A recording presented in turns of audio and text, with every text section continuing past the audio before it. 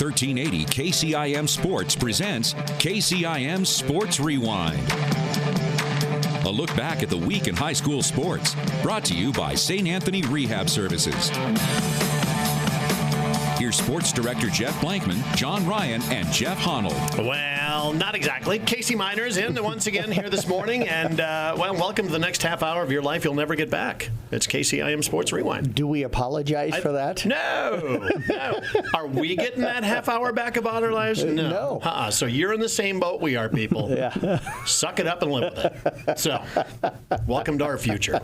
Well, that's a bright, happy note to get started on, isn't it? Yes. I must have dampened the mood in here when I came in. You came in and just rained all over my parade, man. I was in a good mood until Blankman showed up. Yeah. Casey, have you been around him this morning? No, I'm just getting awake. So, okay. Probably by the time you walk out of here, you're going to be in a horrible mood. By the way, yeah, I'll be rainbows and sunshine for the rest of the half an hour. I'd prefer not, if you would not, please. Did you guys watch the Kentucky Derby? No. Oh man, I am not a Derby watcher. I don't watch it. I don't bet on it. But it made me kind of wish I did. Really? The photo finish. Okay. Didn't you see that? No. Oh man, I heard three horses. All three horses were right there. Okay. And it was Mystic Dan that won. And I'm thinking the second place horse, like the cartoons, should have stuck his tongue out, and it would have got across the finish line before the other guys did. But, it was literally that close. I've never seen a finish like that in real life. So was Mystic Dan the favorite? Do you know? No, he was like 15 to 1, 16 to 1. Okay. So, yeah, wouldn't you love to put a little bet on that one? The second place horse was 5 to 1. Okay. So, because the reason why I was asking is I was listening to a little sports talk about it ahead of time on a podcast, and they were saying that there was a horse that was clearly going to get out in front. And they thought that this horse could potentially win the Triple Crown, but they said that this horse doesn't close well. So the question was going to be whether or not it could hold off the other competition to win. So I was wondering if maybe that was Mystic Dan or not. No clue. Okay. I didn't watch, literally none of the pregame, because they've got the show on for like 5 hours. It's like the Super Bowl. It's got the show on for 5 hours. The race is the last 10 minutes. Yes. And that's all anybody really wants to get to is that race. Right. So. Yeah, I've never really watched. Yeah, the only thing that I saw was Nikola Jokic running back and forth between TV timeouts and timeouts on the court to check to see how his horse was doing in the Derby. That's the only thing I saw. Yeah. Was that what he was doing? That is pretty funny. I didn't realize that. Maybe he needs to be focused on basketball a little bit more. He's an amazing player. I'm just saying that because Minnesota they're down absolutely thumped them and dominated last night. Yeah, who would have saw that game coming? In Denver, they win the first two. Minnesota goes in there and takes the first two. I will tell you what, if you like exciting basketball players, if you have not watched Anthony from Anthony Edwards. A lot of people say he plays like Jordan. I've been seeing a lot of stuff about that. Yeah, and it's on both ends of the floor. I mean, he's absolutely shutting down Denver defensively right now, and then they can't seem to stop him. I know Karl Anthony Towns had a big game for them last night, but when he wants to get to the rim and when he wants to score, whether it be the mid-range jumper, whether it be attacking all the way to the rim, whether it hitting a three, he just kind of scores whenever he wants to. He has potential to be really, really, really special. All right, so speaking of that, I do have a trivia question for you this morning. Okay. I told you I didn't have one before that, but this subject just came up, and I've been saving back questions. Nikola Jokic, is that how you say his name? Jokic. Whatever. He's the heavy favorite to win a third MVP. Let's see, only 8 other players have done that, 3 MVPs. Who are they? There's 8 of them. 8 of them? Can you give me even 5? No. We'll let you think about that one. 90% of them were before Casey's time. I was going to say I probably can come close. Are we doing it at the end? Yeah, we'll do that at the end. Okay. With that along with it, when do you want to do the top 5? I don't know. Did you bring it with you? I do have it with me. Yeah. Do you? Are you ready to do it? We can do it. So we did top 5. Hold on with the countdown. 5, 4, 3, 2, 1. So we're ready to unveil, first of all, the category, which we unveiled 2 weeks ago and then neglected to do last week because, We're not that smart. What was the topic again? Top 5 dress coaches, and we had to go back to all sports. Top 5 best dressed coaches. Yes. So we did. We actually ran through every coach that we cover for every sport and put together what we thought was. We had more than 5. We did have more than 5. Whittle it down. And we kind of whittled it down. Yep. Okay. So let's do it. Give me the first one there. And this is in no particular order. At 1, we had Ken Massey, just because he showed up in a suit and shorts. Yeah.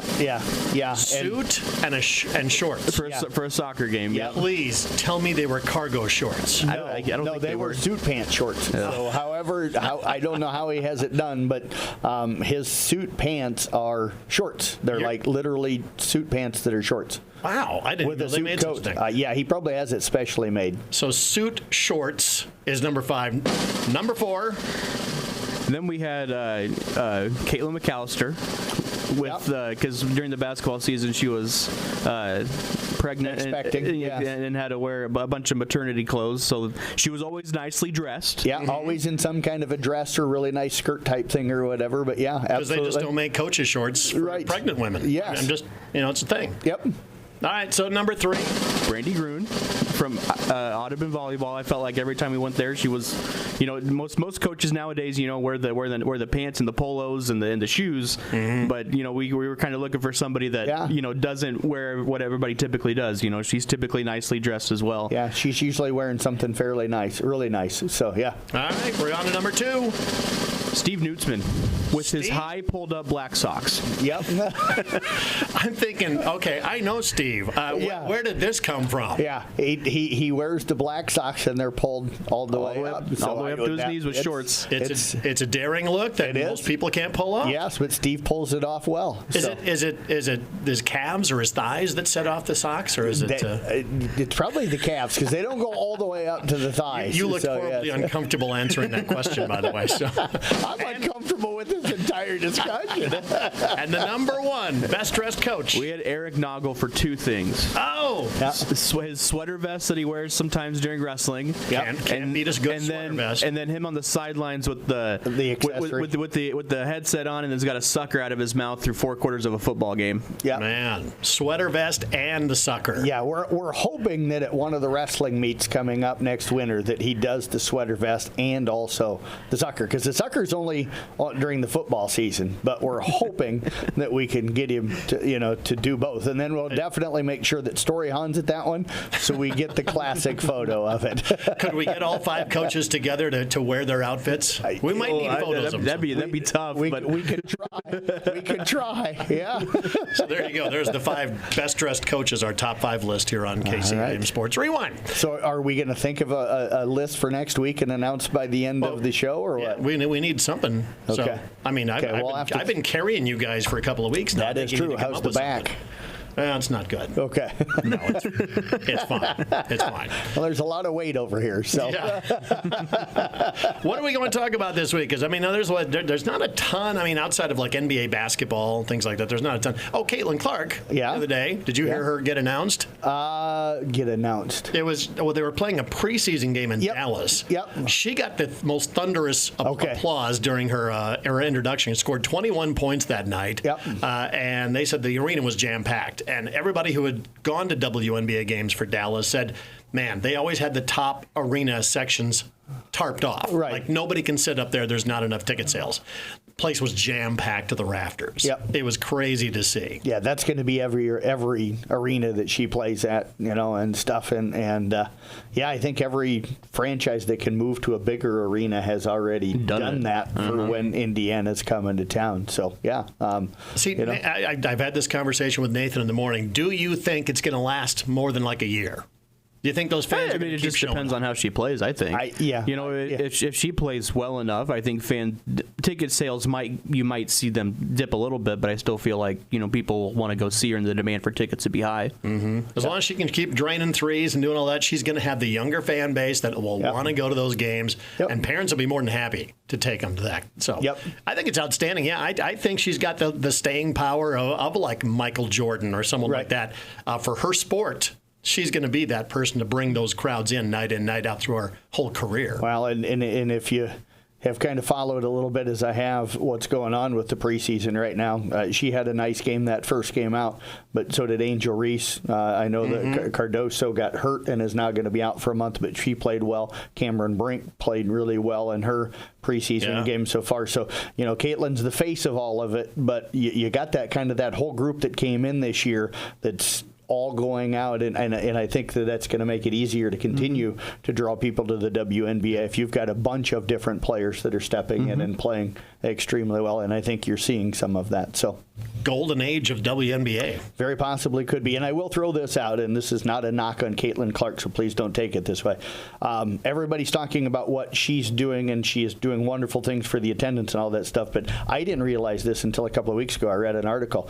The WNBA this last season, for a second year in a row, already had broken their attendance record and already had broken their best year for television view. So the WNBA was already starting to climb. She's just taking it out of the stratosphere. With this draft class, it's going to help a lot, too, because I think they have a new TV deal coming up at the end of the year, too, so it's going to help. So if numbers keep going up, it's going to help them out in TV deal-wise. So the WNBA was already kind of starting to gain some footing, but Caitlin in that recruiting class, and led, of course, by Caitlin, is I think going to make it explode, especially with, as Casey said, the new TV deal coming up. I was reading X the next day after her 21-point debut, and people are still just harassing Diana Taurasi for just kind of taking that negative tone, which is, she's going to have to adjust to this. She's playing against, grown women of 26, 27, or 28. Well, but the way she said it was negative. I get what she said. I don't disagree with what she said, but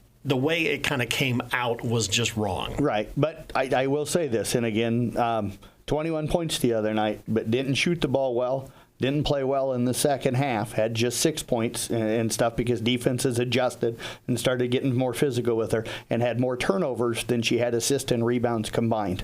So when you dig into the whole number, she's still an amazing player, but it wasn't as easy in the college level as what it was at least the opening night in the WNBA. So that was game one. Yep, absolutely. So, there's a whole lot more to come. What I'm saying is Diana Taurasi might have a little bit of a point. She's still going to be a great player, but it wasn't as easy that first night, especially in the second half. Had she just put it a little easier, but she's just a very blunt person. I don't know. I've never seen an interview with her. I've never seen, as I said before, I've never seen an athlete at that level, whether it be a man or a woman, go, this young person that's going to come in is going to dominate our league and they're going to be way better than me. People at that level are the best of the best, and they're competitive and they're going to take the challenge on, and there's not going to be a one of them that's going to bow down to some young player that's coming in, no matter how good they think they are. So I don't know. I said it a few weeks ago, and I'll say it again. I think people need to get over what Diana Taurasi said and leave it alone. Yeah. That's just my own opinion. So also that came out this morning, the Associated Press came out with a story about the suspended athletes, about the betting scandal for Iowa and Iowa State and all that. Apparently the agent came out and said that a lot of what they were doing, investigating, was to impress the higher-ups, to get recognition for themselves. So they decided if it ruins someone's scholarship or something like that, so be it. That's where it was going to have to be. So this, I think, just the tip of the information that's going to come out. That bombshell is coming out eventually. I would say that the person that sent that email out will be terminated. Christopher Adkins, I believe was his name. And probably will be named in some lawsuits. Stuff. So, he thought he was going to use kids as a stepping stone to where he wanted to be, and more than likely has probably ruined his career and probably going to be in some financial issues over this, is what I'm guessing. So. Don't tell me that the lawyers aren't lining up for more civil lawsuits over this, because it's going to happen immediately. So, also, one last thing I got before I waste half the show here. Tom Brady, did you watch any of the roast? I did not, but I saw some of the clips, and they were outrageous, and they were funny, and then some of them were like, was that just said? Yeah. There were a few cringe-worthy moments. But there always is when they do roast, aren't they? Yeah. Oh, yeah, definitely. And one of the comedians on had a great line, and I cut it out of the highlights there. Tom, I really wanted you to be our first goat to be roasted, because you're an example to future generations that if you work hard, eat right, film the other team's practices, deflate the balls and have the NFL make new rules just for you, then you too can be the third most famous guy in a Dunkin' Donuts commercial. USA. That it was awesome. That is, yeah, that's one of the best. Yeah. And then Coach Bill Belichick got up there and says, there was debate whether it was, was it the success of the Patriots, was it due to Tom Brady? Was it due to me? Was it Brady? Was it me? He said, in reality, the truth of the matter is it was both of us. Because of me. So yeah, Bill Belichick even throwing a little shade. I know at one time when they got up there, I think maybe it was Julian Edelman got up there and was like, somebody said something about, I think it was Drew Bledsoe said, after I got fired, there was already somebody calling and asking for me. And then he goes, Bill, that wasn't the case for you. Ouch, a little revenge going there. So I've got a question. Besides the gotta make the donuts guy, who is the other person that's more famous for Dunkin' Donut commercials than Tom Brady? Ben Affleck and Matt Damon. Yeah, they were in the commercial. The two Boston guys. Okay. Yeah. I guess I don't remember those commercials. So yeah. Tom Brady was just the DJ dude, I think. In those he was. Okay. Correctly. Okay. Yeah. So. Now I get it. Yeah. So, okay. But also there was one other one. Tom Brady got to talk about some of the other people that roasted him. And Peyton Manning, he had a great line about him. He says, "Thanks so much for coming out to L.A. to do this. I know sometimes you live in Denver, sometimes you live in Louisiana, but always remember you live in my shadow." Properly savage right there. Yes. All right, so we're going to move on. We're going to talk about state qualifying. You got tons of track going on for this week. We'll do that coming up next. Athletes at your house prepare for hard work and fun of the season. Remember that St. Anthony Rehab Services provides physical therapy for any sports injury that may sideline your member of the team. Sports injuries can plague kids of all ages and keep them from playing the sport they love. Athletes will be under the direct supervision of a certified and licensed healthcare professional in the newly renovated sports performance facility. If an injury is keeping your athlete out of the game, call St. Anthony Rehabilitation Services at 794-5000 for sports injury and treatment rehab. It is KCIM Sports Rewind. Let's talk some real high school sports now. State track taking center stage this week, fair to say? Yeah, I would say on Thursday. I think the golfers and the tennis players would probably, holler that they're busy this week as well. And I do want to give a quick congratulations out to Kaylee Simons from the Gepper girls tennis team. Qualified for state as an individual yesterday in singles by winning her state qualifying, meet and going perfect in not just in matches, but perfect in sets. She won all 4 of her matches yesterday to love. So congratulations goes out there. So just a clarification, do they qualify by flights or do they just qualify overall? It's like an open tournament. There was singles and doubles tournaments yesterday throughout the state, and she's one of the singles players that will go in. So it sounds like everybody was thrown into the mix. Yeah, you could potentially even play, if I understand it correctly, you could potentially play your own teammate. Yes, right? yes. Yeah, Absolutely. So everybody, Yep. every day, I think each team had 2 single players, and they kind of threw them into this bracket, and you had to make your way out, and Kaylee Simons. Yeah. Gotcha. So each team, if you have a full 6 players, which is normally what you play with in tennis, you had 2 players, number 1 singles, and then number 2 singles, and then you would have, or actually just 2 singles players. I'm so used to regular season tournaments where they go number 1 singles, and then you had 2 doubles teams. And she was the only area girl yesterday to advance. The boys don't start until later on this week. And then hard to believe, boys golf sectionals really kick off today, but for the most part it's just one school, Glidden Ralston. They're going to be teeing off here in about 12 minutes. I was kind of talking with Andy Golay, their girls and boys coach, yesterday, and he's like, yeah, it's going to be a long week. We're teeing off at 10 o'clock in the morning up at Brookside, which is up by Kingsley Pearson. He's like, we're going to be on the road by about 6 a.m. on Tuesday morning, and then on Friday morning the girls got about a 2-hour drive to where their tournament is at, and they're teeing off at 9 o'clock in the morning. So there's going to be 2 different mornings this week that Andy's going to be on the road at 6 a.m. to haul the Glidden Ralston golf teams to. So is that not the greatest thing in the world, to be able to get out of school and go golfing at 9 o'clock in the morning? Is that that not the sport that everybody should be playing? Yeah. If you're a morning person. Yeah. Maybe if they teed up is and not. When I was in high school, I always dreaded those early morning soccer tournaments because we were leaving at 7 o'clock in the morning. I'm like, what am I up for this right now? Good thing you didn't wrestle. Yes, I know. I was just going to say you'd be up at about 6 a.m. Yeah. Nago would have got you to be a morning I know. person. That's what I'm afraid of. But yeah, so it'll be interesting to see how they do up there today, and then the rest of the teams for golf get underway tomorrow and stuff like that. I'm really intrigued to see, kind of how Kemper does, how Kuhn does, how Audubon does. Those are probably the overall teams that have the best chance to be able to move on the boys' side of things. And you mentioned school. I knew there was something I was trying to remember to say, but I won't say which school, but I was out at the conference tournament yesterday here in town, and the kids were done early, and they were like, yeah, let's take our time getting results in because we don't have to go back for the last hour of school. So they were hoping to get the rest of the and I'm like, seriously, you guys will have to go back for 8th period if you, or or that's what it was back in my day. I don't know if it's still 8th period or not, but yeah, they if they got back to town in time, they would have to go back to school, which makes sense. Kind of wish they weren't golfing in Carroll then. Yeah.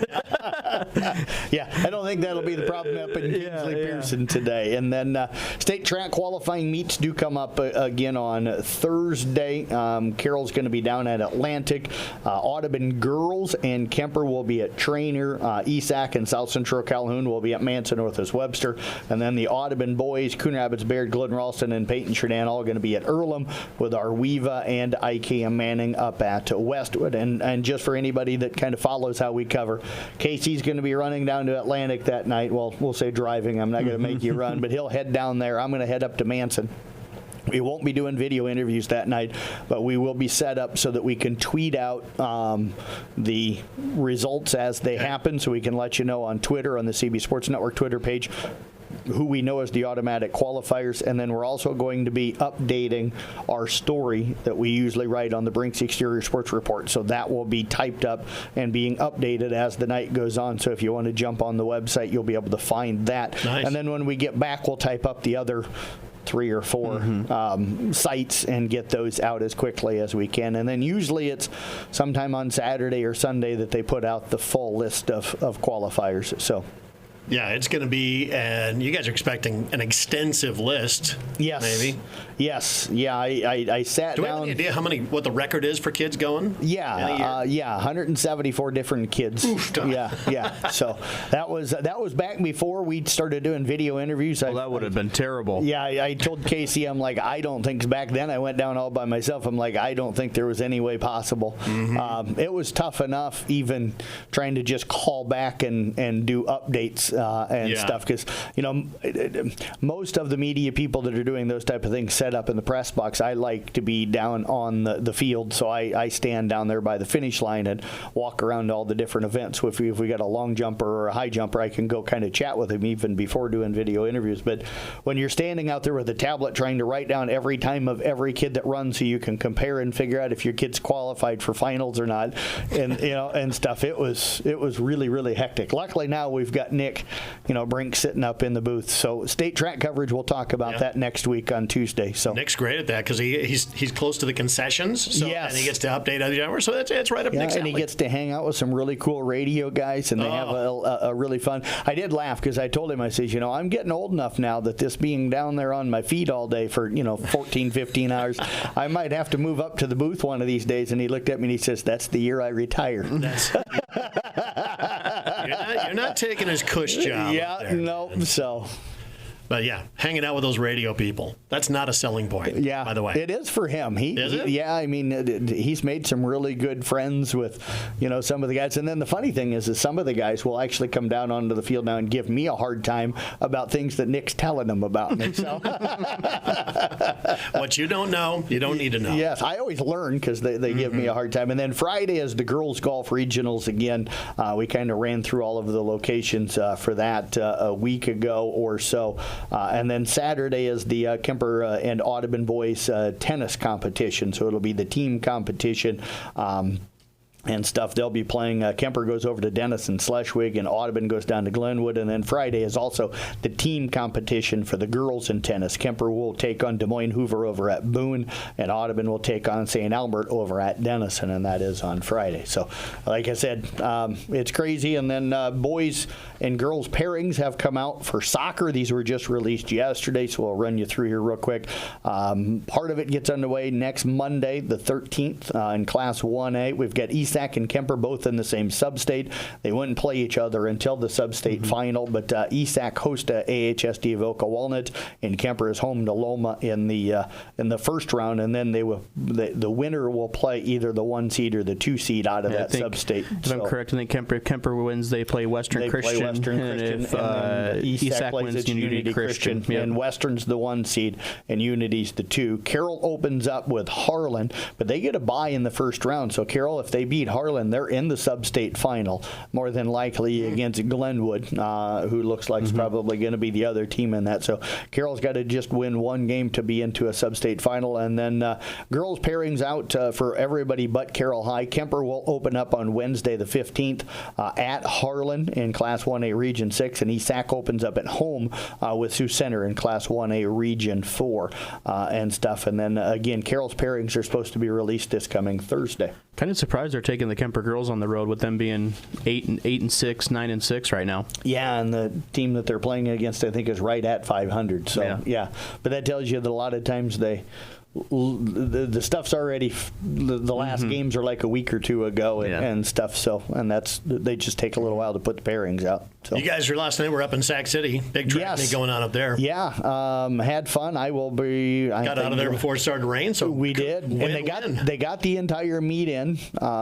2 things I want to bring up about that. One, thoughts go out to Emma Myers, senior up at South Central Calhoun, injured bad last night at the meet, and they had to take her to the hospital.